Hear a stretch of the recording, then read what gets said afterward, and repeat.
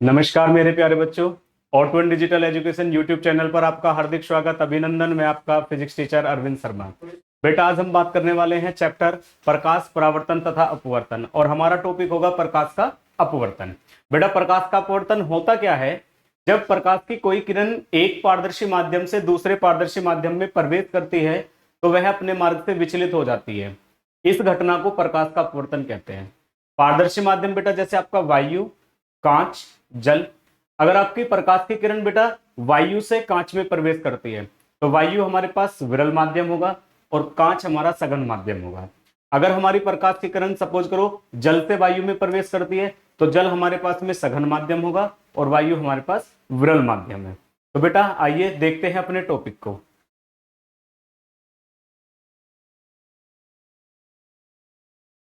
देखिए बेटा, हमारे पास आज का टॉपिक प्रकाश का अपवर्तन। जब प्रकाश की कोई किरण एक पारदर्शी माध्यम से दूसरे पारदर्शी माध्यम में प्रवेश करती है या जाती है। जब प्रकाश की कोई किरण एक पारदर्शी माध्यम से दूसरे पारदर्शी माध्यम में जाती है या प्रवेश करती है तो वह अपने मार्ग से विचलित हो जाती है। इस घटना को प्रकाश का अपवर्तन कहते हैं। जब प्रकाश की कोई किरण एक पारदर्शी माध्यम से दूसरे पारदर्शी माध्यम में जाती है, जैसे बेटा सपोज करो वायु से कांच में प्रवेश करे तो एक पारदर्शी माध्यम से दूसरे पारदर्शी माध्यम में जाती है तो वह अपने मार्ग से विचलित हो जाती है। प्रकाश की इस घटना को प्रकाश का अपवर्तन कहते हैं। बेटा अपवर्तित किरण कौन सी बेटा? अपवर्तन के बाद आने वाली किरण आपतित किरण, और अपवर्तन के बाद जो किरण हमें मिलेगी वो हमारे पास होगी अपवर्तित किरण। अपवर्तित किरण आपतित किरण के सापेक्ष अभिलंब की ओर झुकती है। यदि आपतित किरण, एक तो हमारे पास है बेटा अपवर्तित और एक है हमारे पास आपतित। आपतित किरण आने वाली, ठीक है बेटा, और अपवर्तन के बाद किरण हो जाती है हमारी अपवर्तित किरण। यदि अपवर्तित किरण आपतित किरण के सापेक्ष अभिलंब की ओर झुकती है तो दूसरे माध्यम को पहले माध्यम के सापेक्ष सघन माध्यम कहते हैं। पहले माध्यम के सापेक्ष दूसरे माध्यम को पहले माध्यम के सापेक्ष सघन माध्यम कहते हैं। चलिए बेटा, यदि यदि अपवर्तित किरण आपतित किरण के सापेक्ष अभिलंब से दूर हटती है तो दूसरे माध्यम को पहले माध्यम के सापेक्ष विरल माध्यम कहते हैं। हम कह सकते हैं बेटा, हम कह सकते हैं कि यदि प्रकाश की आपतित किरण विरल माध्यम से सघन माध्यम में प्रवेश करती है, यदि प्रकाश की आपतित किरण विरल माध्यम से सघन माध्यम में प्रवेश करती है तो अभिलंब की ओर झुकती है। और यदि प्रकाश की आपतित किरण सघन माध्यम से विरल माध्यम में प्रवेश करती है तो अभिलंब से दूर हटती है। यदि प्रकाश की किरण विरल माध्यम से सघन माध्यम में प्रवेश करती है तो अभिलंब की ओर झुकती है, और यदि सघन माध्यम से विरल माध्यम में प्रवेश करती है तो अभिलंब से दूर हटती है। यदि अपवर्तित किरण आपतित किरण के सापेक्ष अभिलंब की ओर झुकती है तो दूसरे माध्यम को पहले माध्यम के सापेक्ष सघन माध्यम कहते हैं। और यदि अपवर्तित किरण आपतित किरण के सापेक्ष अभिलंब से दूर हटती है तो दूसरे माध्यम को पहले माध्यम के सापेक्ष विरल माध्यम कहते हैं। तो जैसा बेटा आपके पास यहां हमारे पास में बेटा पी क्यू हमारे पास कोई तल है जो दो पारदर्शी माध्यमों को अलग अलग करता है। पी क्यू दो पारदर्शी माध्यमों को अलग अलग करता है। हमारे पास ये विरल माध्यम है। पहला माध्यम क्या है बेटा? ये हमारा पहला माध्यम है, और बेटा ये हमारे पास में दूसरा माध्यम है। पहला माध्यम विरल माध्यम, यानी कि प्रकाश की किरण वायु से कांच में प्रवेश करती है। दूसरा माध्यम है सघन माध्यम, यानी कि कांच। पी क्यू एक जो पारदर्शी माध्यम है, दो पारदर्शी माध्यमों को अलग अलग बांटता है। बेटा आपके पास में जो ओ ए है वो आपकी आपतित किरण है। ओ ए आपतित किरण। अपवर्तन के बाद जो ए बी किरण है वो आपकी अपवर्तित किरण है। कौन सी किरण बेटा? अपवर्तित किरण। ये जो बेटा आपको ए बी दिखाई दी ये किरण है आपकी अपवर्तित किरण। अपवर्तन के बाद ये जो आपके पास में ओ ए है ये किरण है आपकी आपतित किरण। और बेटा N1A N2 N2, ये आपके पास है अभिलंब। क्या है बेटा? ये आपका अभिलंब। और जो बिंदु ए है, ये बिंदु ए आपका है आपतन बिंदु। क्या है बेटा? ये आपका आपतन बिंदु। ठीक है बेटा। ओ ए आपतित किरण, ए बी अपवर्तित किरण, ए ओ ए आपतित किरण, ए बी अपवर्तित किरण, N1 A N2 अभिलंब। आपतित किरण और अभिलंब के बीच, आपतित किरण और अभिलंब के बीच जो कोण बनता है आई, इस कोण को कहते हैं हम आपतन कोण।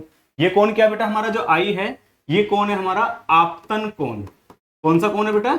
आपतन कोण। अभिलंब और अपवर्तित किरण के बीच जो आर कोण आपको दिखाई दिया, ये कोण हमारे पास है अपवर्तन कोण। अपवर्तन कोण।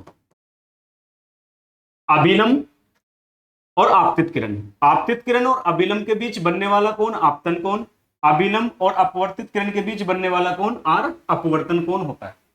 हमने आपसे बताया बेटा, जब प्रकाश की कोई किरण एक पारदर्शी माध्यम से दूसरे पारदर्शी माध्यम में प्रवेश करती है तो वह अपने मार्ग से विचलित हो जाती है। प्रकाश की इस घटना को हम प्रकाश का अपवर्तन कहते हैं। प्रकाश का अपवर्तन कहते हैं। यदि अपवर्तित किरण आपतित किरण के सापेक्ष, यदि अपवर्तित किरण आपतित किरण के सापेक्ष अभिलंब की ओर झुकती है तो दूसरे माध्यम को पहले माध्यम के सापेक्ष सघन माध्यम कहते हैं। यदि अपवर्तित किरण आपतित किरण के सापेक्ष अभिलंब से दूर हटती है तो दूसरे माध्यम को पहले माध्यम के सापेक्ष विरल माध्यम कहते हैं। या बेटा हम कह सकते हैं, जब प्रकाश की कोई किरण विरल माध्यम से सघन माध्यम में प्रवेश करती है, जब प्रकाश की कोई किरण विरल माध्यम से सघन माध्यम में प्रवेश करती है तो वो अभिलंब की ओर झुकती है। विरल माध्यम से सघन माध्यम में प्रवेश करती है तो अभिलंब की ओर झुकती है। और यदि प्रकाश की किरण सघन माध्यम से विरल माध्यम में प्रवेश करती है तो अभिलंब से दूर हटती है। अभिलंब से दूर हटती है। ये बेटा जो आपके पास आर है, पी क्यू दो पारदर्शी माध्यमों को अलग अलग करता है। ओ ए, आपका जो ओ ए है ये आपका क्या बताया बेटा? अभी आपतित किरण। ओ ए क्या है आपका? आपतित किरण। ए बी, जो ए बी है वो आपके पास में क्या है? अपवर्तित किरण। अपवर्तित किरण। N1 A N2, N1 A N2 आपका अभिलंब। क्या है बेटा? अभिलंब। और जो आपके पास में ए, जो बिंदु ए है ये है आपका आपतन बिंदु। आपतन बिंदु। आपतित किरण और अभिलंब के बीच बनने वाला कोण जो आई है उसे कहते हैं आपतन कोण। आपतन कोण। और आपका अभिलंब और अपवर्तित किरण के बीच जो बनने वाला कोण आर है उसे हम कहते हैं अपवर्तन कोण। अपवर्तन। ठीक है बेटा। चलिए बेटा, हमारे पास बेटा प्रकाश के अपवर्तन के नियम। प्रकाश के अपवर्तन के दो नियम होते हैं। प्रकाश के अपवर्तन के दो नियम होते हैं, आपतित किरण, अपवर्तित किरण तथा आपतन बिंदु पर अभिलंब। तीनों एक ही तल में स्थित होते हैं। अगर आप अभी आप अपनी कॉपी में अगर आप इन चित्र को बनाते हो तो कागज के तल में तीनों एक ही तल में स्थित हैं। तो बेटा देखिए ध्यान से, पहला नियम है आपतित किरण, अपवर्तित किरण, आपतन बिंदु पर अभिलंब तीनों एक ही तल में स्थित होते हैं। पहला नियम है बेटा आपतित किरण, अपवर्तित किरण तथा आपतन बिंदु पर अभिलंब तीनों एक ही तल में स्थित होते हैं। नियम नंबर 2, किन्हीं दो माध्यमों के लिए, किन्हीं दो माध्यम जैसे आपका वायु विरल माध्यम, कांच सघन माध्यम। ठीक है बेटा, आपका कांच, वायु, जल, हीरा ये सब क्या है? आपके माध्यम है। तो किन्हीं दो माध्यमों के लिए एक ही रंग के किन्हीं दो माध्यमों के लिए एक ही रंग के प्रकाश के लिए, किन्हीं दो माध्यमों के लिए एक ही रंग के प्रकाश के लिए आपतन कोण की ज्या और अपवर्तन कोण की ज्या का अनुपात एक नियतांक रहता है। आपतन कोण की ज्या यानी कि साइन आई, आपतन कोण होता है आई और ज्या होता है हमारा साइन, तो साइन आई, आपतन कोण की ज्या और अपवर्तन कोण की ज्या का अनुपात एक नियतांक रहता है, अर्थात साइन आई बटे साइन आर, साइन आई बटे साइन आर बराबर नियतांक, और इसे हम प्रदर्शित करते हैं 1n2 से, और हम इसे क्या कहते हैं, स्नेल का नियम। बेटा प्रकाश के अपवर्तन के दो नियम हैं, प्रकाश के अपवर्तन के दो नियम हैं। पहला नियम हमारे पास है बेटा आपतित किरण, अपवर्तित किरण और आपतन बिंदु पर अभिलंब। आपतित किरण, अपवर्तित किरण और आपतन बिंदु पर अभिलंब तीनों एक ही तल में स्थित होते हैं। दूसरा नियम बेटा किन्हीं दो माध्यमों के लिए एक ही रंग के प्रकाश के लिए, किन्हीं दो माध्यमों के लिए एक ही रंग के प्रकाश के लिए, ठीक है बेटा, आपतन कोण की ज्या और अपवर्तन कोण की ज्या का अनुपात एक नियतांक होता है। ज्या हिंदी में बेटा और इंग्लिश में उसे कहते हैं हम, जो ज्या है उसे कहते हैं साइन, साइन जो है इसे कहते हैं ज्या। तो sine i upon sine r equals to नियतांक, sine i upon sine r equals to नियतांक, या इसे हम प्रदर्शित करते हैं 1n2 से। किससे कहते हैं, 1n2 से। और इस दूसरे नियम को हम स्नेल का नियम भी कहते हैं। और एक पेपर में बेटा कई बार पूछा भी गया है एक नंबर में कि स्नेल का नियम लिखिए। जो प्रकाश का अपवर्तन का दूसरा नियम है उसे हम स्नेल का नियम भी कहते हैं। हमारे पास है बेटा प्रकाश के अपवर्तन का कारण, प्रकाश के अपवर्तन का कारण, प्रकाश की चाल भिन्न भिन्न पारदर्शी माध्यम, प्रकाश की चाल भिन्न भिन्न पारदर्शी माध्यम में अलग अलग होना प्रकाश के अपवर्तन का कारण होता है। प्रकाश की चाल का भिन्न भिन्न पारदर्शी माध्यम में अलग अलग होना प्रकाश के अपवर्तन का कारण होता है। प्रकाश की चाल का भिन्न भिन्न पारदर्शी माध्यम में भिन्न भिन्न होना क्या होता है बेटा, अलग अलग होना प्रकाश के अपवर्तन का कारण होता है। प्रकाश की चाल भिन्न भिन्न पारदर्शी माध्यम में अलग होने के कारण प्रकाश के एक माध्यम से दूसरे पारदर्शी माध्यम में जाने पर वह अपने मार्ग से विचलित हो जाती है। प्रकाश की चाल भिन्न भिन्न पारदर्शी माध्यम में अलग होने के कारण, यानी कि प्रकाश के अपवर्तन का कारण क्या है, प्रकाश की चाल का भिन्न भिन्न पारदर्शी माध्यमों में अलग होना। ठीक है बेटा, आगे बढ़ते बेटा। हमारे पास है अपवर्तनांक। क्या बेटा, अपवर्तनांक। अपवर्तनांक क्या होता है, अपवर्तनांक माध्यम दो का माध्यम एक के सापेक्ष अपवर्तनांक, माध्यम दो का माध्यम एक के सापेक्ष अपवर्तनांक माध्यम में प्रकाश की चाल v1 तथा माध्यम दो में प्रकाश की चाल v2 के अनुपात के बराबर होता है। माध्यम दो का माध्यम एक के सापेक्ष अपवर्तनांक माध्यम एक में प्रकाश की चाल, माध्यम एक में प्रकाश की चाल v1 तथा माध्यम दो में प्रकाश की चाल v2 के अनुपात के बराबर होता है। अर्थात 1n2 बराबर v1 अपॉन v2। 1n2 को हम क्या कहते हैं बेटा, दूसरे माध्यम का पहले माध्यम के सापेक्ष अपवर्तनांक। और जो हमारा v1 है वो क्या है, माध्यम एक में प्रकाश की चाल, माध्यम एक में प्रकाश की चाल v1 अपॉन माध्यम दो में प्रकाश की चाल v2। ठीक है बेटा, क्या होता है बेटा, माध्यम दो का माध्यम एक के सापेक्ष अपवर्तनांक माध्यम एक में प्रकाश की चाल v1 तथा माध्यम दो में प्रकाश की चाल v2 के अनुपात के बराबर होता है। और हमने अभी पढ़ा बेटा जो प्रकाश का अपवर्तन का मुख्य कारण है वो भी हमारे पास यही है कि जो प्रकाश की चाल है वो भिन्न भिन्न पारदर्शी माध्यम है उनके लिए जो चाल होती है वो अलग अलग होती है। तो अगर हमारे पास कोई दो पारदर्शी माध्यम है तो उनकी चाल अलग अलग होंगी। तो पहली चाल v1 दूसरी चाल v2, तो v1 अपॉन v2 को दूसरे माध्यम का पहले माध्यम के सापेक्ष अपवर्तनांक कहते हैं, दूसरे माध्यम का पहले माध्यम के सापेक्ष अपवर्तनांक कहते हैं। हमारे पास है बेटा निरपेक्ष अपवर्तनांक। जो निरपेक्ष अपवर्तनांक होते हैं वो वायु के सापेक्ष होते हैं। किसके सापेक्ष होते हैं बेटा, वायु के सापेक्ष। तो किसी माध्यम का निरपेक्ष अपवर्तनांक, किसी माध्यम का निरपेक्ष अपवर्तनांक निर्वात अथवा वायु में प्रकाश की चाल c, निर्वात अथवा वायु में प्रकाश की चाल c तथा माध्यम में प्रकाश की चाल v के अनुपात के बराबर होता है। और निरपेक्ष अपवर्तनांक को हम n से डिनोट करते हैं। और ध्यान रहे बेटा जो अपवर्तनांक है उसका कोई मात्रक नहीं होता है, अपवर्तनांक का कोई मात्रक नहीं होता है, क्योंकि जो अपवर्तनांक है वो एक ही राशि, जो राशि है, जैसे हमारे पास क्या था बेटा, c प्रकाश की चाल v माध्यम की चाल, तो दोनों जो चाल हैं एक ही राशि के अनुपात होते हैं। तो जो मात्रक है दोनों कट जाते हैं, प्रकाश की चाल का भी मीटर पर सेकंड में होगा और आपके पास में माध्यम की चाल का भी मीटर पर सेकंड, दोनों कट जाते हैं, तो अपवर्तनांक हो या निरपेक्ष अपवर्तनांक हो, दोनों का कोई मात्रक नहीं होता है। तो निरपेक्ष अपवर्तनांक क्या होता है बेटा? किसी माध्यम का निरपेक्ष अपवर्तनांक, किसी माध्यम का निरपेक्ष अपवर्तनांक निर्वात अथवा वायु में प्रकाश की चाल c तथा माध्यम में प्रकाश की चाल v के अनुपात के बराबर होता है। n बराबर c बटे v, n बराबर c बटे v।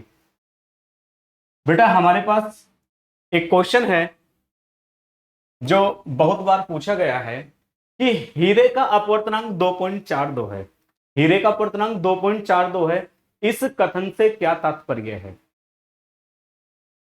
तो जो n है, अपवर्तनांक को तो n से डिनोट करते हैं, n बराबर 2.42, n का जो मान होता है वो क्या होता है? c बटे v, 2.42, c बराबर 2.42 गुना v, c बराबर 2.42 गुना v। तो हम क्या कह सकते हैं बेटा?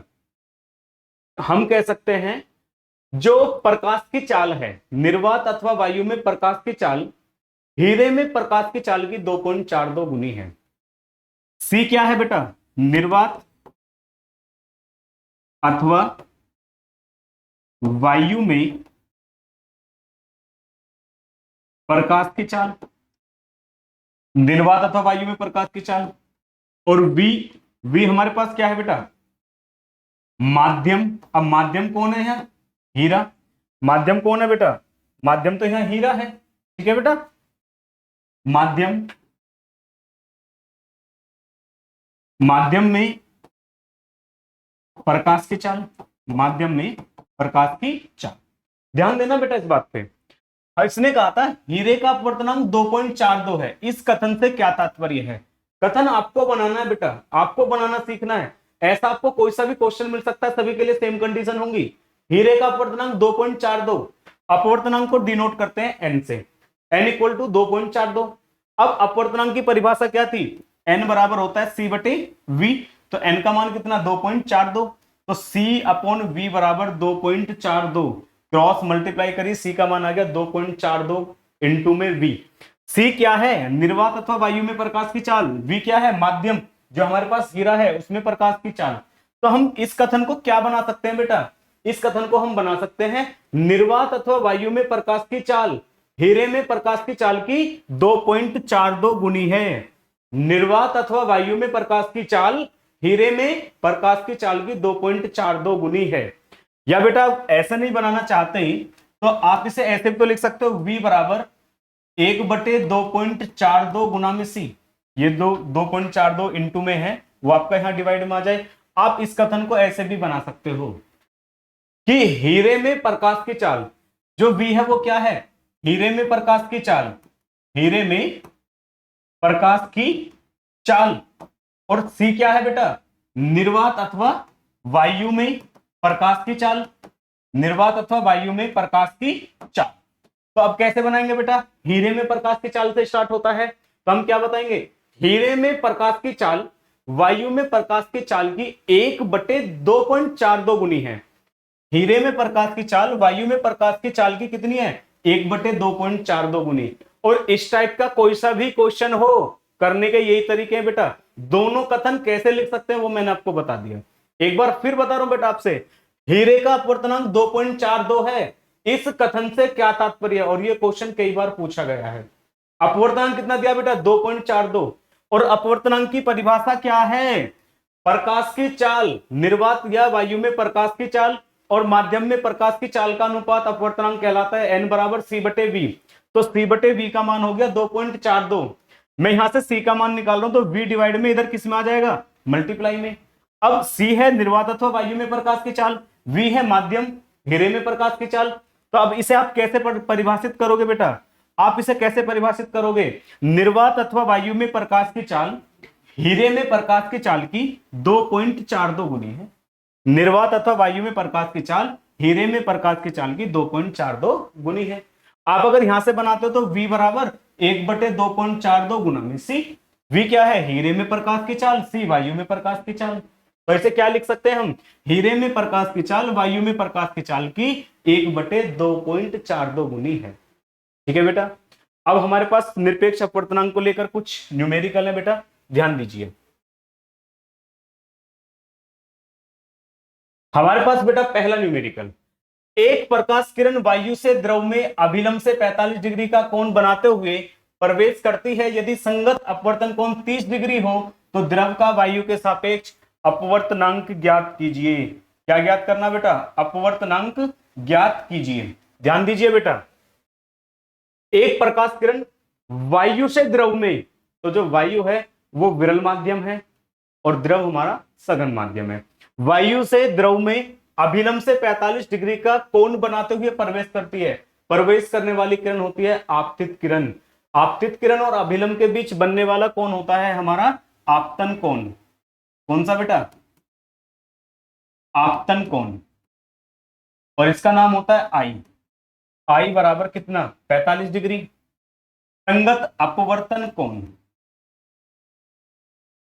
अपवर्तन कोण, अपवर्तन कोण होता है स्मॉल आर, कितना? 30 डिग्री। द्रव का वायु के सापेक्ष अपवर्तनांक ज्ञात कीजिए। द्रव का वायु के सापेक्ष अपवर्तनांक ज्ञात कीजिए। आपको n का मान ज्ञात करना है। ठीक है बेटा। दूसरे माध्यम का पहले माध्यम के सापेक्ष अपवर्तनांक 1n2 का मान ज्ञात करना है। स्नेल का नियम, या हम कह सकते हैं प्रकाश के अपवर्तन का दूसरा नियम। स्नेल का नियम क्या कहता है? दूसरे माध्यम का पहले माध्यम के सापेक्ष अपवर्तनांक आपतन कोण की जिया और अपवर्तन कोण की जिया के अनुपात के बराबर होता है। 1n2 बराबर sine i upon sine r. 1n2 बराबर साइन 45 अपॉन साइन 30। साइन 45 का मान 1/√2, साइन 30 का मान 1/2। फर्स्ट की फोर्थ में, सेकंड की थर्ड में, 2 एकम 2 बटे √2। 2 को लिख सकता हूं √2 गुना √2 और अपॉन में √2। इससे ये कैंसिल, √2 और √2 का मान होता है 1.414। कितना होता है बेटा? 1.414। यह एक प्रकाश किरण वायु से द्रव में अभिलंब से 45 डिग्री का कोण बनाते हुए प्रवेश करती है। प्रवेश करने वाली किरण होती है आपतित किरण। आपतित किरण और अभिलंब के बीच जो कोण बनता है आपतन कोण। आपतन कोण आई बराबर कितना? 45 डिग्री। यदि संगत अपवर्तन कोण स्मॉल आर बराबर 30 डिग्री, द्रव का वायु के सापेक्ष दूसरे माध्यम का पहले माध्यम के सापेक्ष अपवर्तनांक ज्ञात करना है, यानी कि 1n2 का मान ज्ञात करना है। स्नेल के नियम से, स्नेल का नियम क्या कहता है बेटा? कि sine i upon sine r equal to नियतांक 1n2 दूसरे माध्यम का पहले माध्यम के सापेक्ष अपवर्तनांक। 1n2 बराबर साइन आई बटे साइन आर। आई का मान 45 डिग्री, आर का मान 30 डिग्री।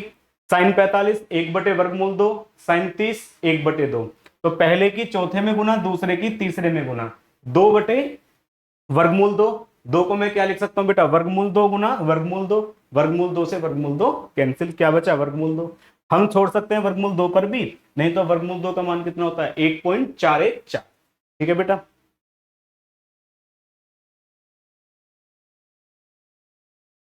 क्वेश्चन नंबर 2, वायु तथा जल में प्रकाश की चाल 3 × 10⁸ मीटर पर सेकंड तथा 2.25 × 10⁸ मीटर पर सेकंड है। वायु के सापेक्ष जल का अपवर्तनांक ज्ञात कीजिए। वायु के सापेक्ष जल का अपवर्तनांक ज्ञात कीजिए। वायु के सापेक्ष अपवर्तनांक निरपेक्ष अपवर्तनांक। वायु तथा जल में प्रकाश की चाल, वायु में प्रकाश की चाल, वायु में प्रकाश की चाल c बराबर 3 × 10⁸ मीटर पर सेकंड। जल में प्रकाश की चाल यानी कि माध्यम बेटा, जल में प्रकाश की चाल v बराबर 2.25 × 10⁸ मीटर पर सेकंड। वायु के सापेक्ष जल का अपवर्तनांक n का मान ज्ञात करना है। निरपेक्ष अपवर्तनांक n बराबर c/v। वायु में प्रकाश की चाल तथा माध्यम में प्रकाश की चाल का अनुपात निरपेक्ष अपवर्तनांक कहलाता है। तो n बराबर c/v। तो n बराबर c का मान 3 × 10⁸ बटे 2.25 × 10⁸। ये इससे कैंसिल, पॉइंट हटाया, हमारे पास हो गया 100। 25 9 225, 25 चौका 100, 3 तिया 9, 4/3 यानी कि 1.33। कितना होगा बेटा जल का अपवर्तनांक? 1.33। क्या कहा था क्वेश्चन ने बेटा? वायु तथा जल में प्रकाश की चाल, वायु में प्रकाश की चाल c 3 गुना 10 की घात 8 मीटर प्रति सेकंड, जल में प्रकाश की चाल यानी कि माध्यम में v 2.25 गुना 10 की घात 8 मीटर पर सेकंड। क्या ज्ञात करना है? निरपेक्ष अपवर्तनांक, यानी कि वायु के सापेक्ष जल का अपवर्तनांक ज्ञात करना है। निरपेक्ष अपवर्तनांक की परिभाषा क्या थी? वायु या निर्वात में प्रकाश की चाल तथा माध्यम में प्रकाश की चाल का अनुपात निरपेक्ष अपवर्तनांक कहलाता है। n बराबर c बटे v। n बराबर c का मान 3 गुना 10 की घात 8, v का मान 2.25 गुना 10 की घात 8। 10 की घात 8 कैंसिल, पॉइंट हटाया 100, 25 से 9 बार, 25 से 4 बार, 3 तिया 9, 4 बटे 3, 1.33। ठीक है बेटा। क्वेश्चन नंबर 3, निर्वात में प्रकाश की चाल 3 गुना 10 की घात 8 मीटर पर सेकंड, यदि कांच का अपवर्तनांक 3/2 हो तो कांच में प्रकाश की चाल ज्ञात कीजिए। कांच में प्रकाश की चाल ज्ञात कीजिए।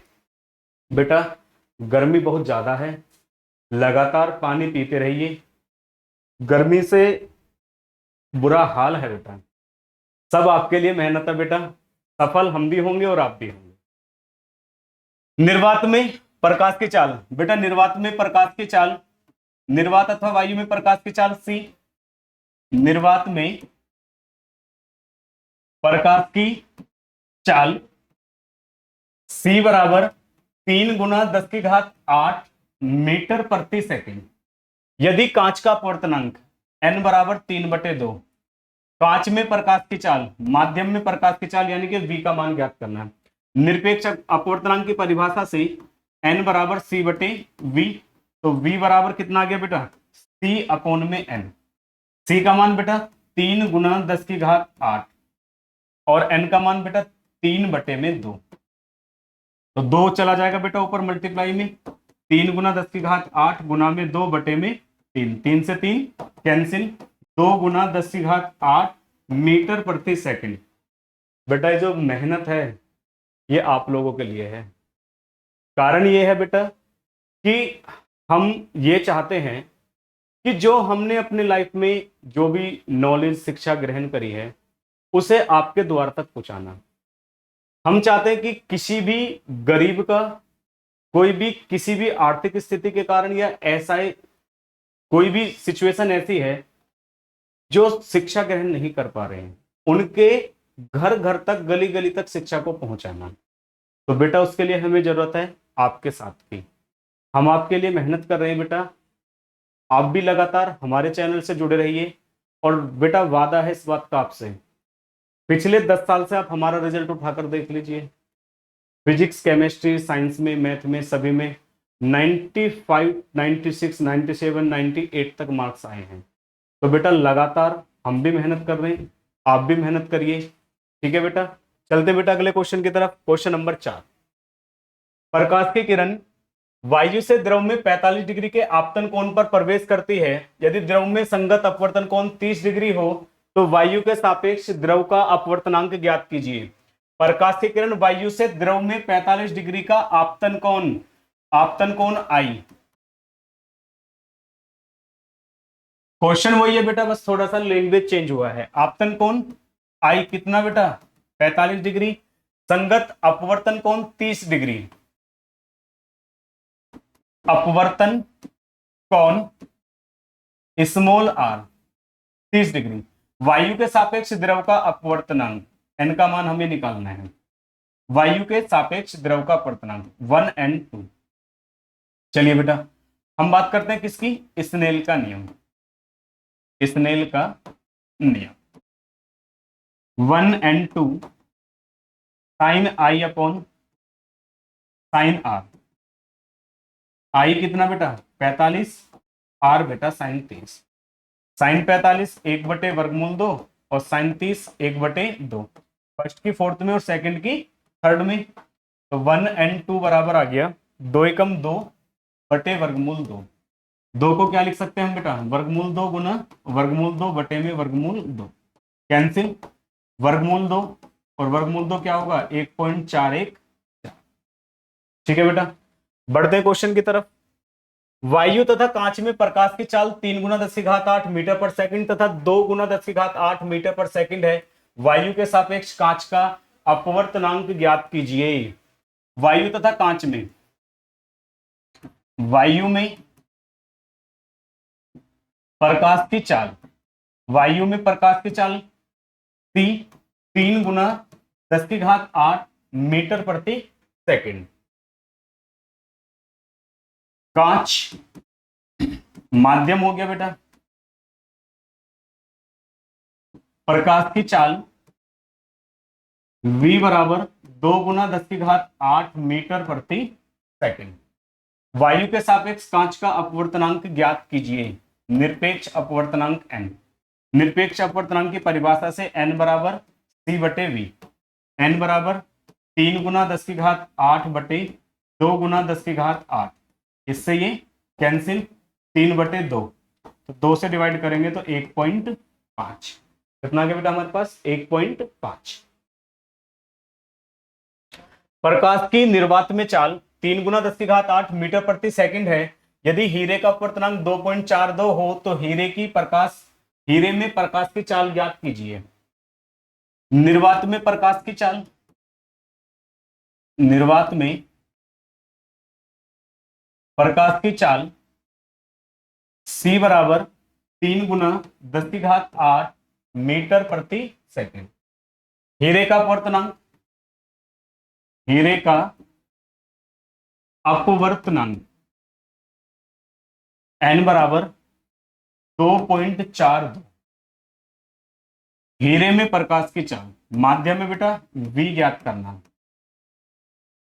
हीरे में प्रकाश की चाल v का मान ज्ञात करना है। निरपेक्ष अपवर्तनांक n बराबर c बटे v बराबर c बटे n। c का मान 3 गुना 10⁸ बटे 2.42। पॉइंट हटाएंगे कितना आ जाएगा 100। चलिए बेटा, तो 2 से बेटा 2 एकम 2, 2 दूनी 4, 2 एकम 2, 2 से ये कितना बेटा 50। 50 की और 3 की मल्टीप्लाई होगी 150 बटे में बेटा 121 गुना में 10⁸। 121 से डिवाइड करना बेटा किसे, आपके 150 को। 150 डिवाइड 121, एक बार 10 से गया 9, 4 से 2 गए 2, 29, क्या लगा देंगे 0.0। तो बेटा कितनी बार, 2 बार, 2 एकम 2, 2 दूनी 4, 2 एकम 2, 10 से 2 गया 8, 5 से 4 गया, सॉरी 8 से 4 गया 4, 480, 4 एकम 4, 4 दूनी 8, 1.24 गुना 10⁸ मीटर प्रति सेकंड। कितना क्या बेटा 1.24 गुना 10⁸ मीटर प्रति सेकंड। बेटा आज के लिए हमारे पास टॉपिक में यही टॉपिक थे। मिलते हैं बेटा आपसे नेक्स्ट वीडियो में, जब तक के लिए आपको नमस्कार।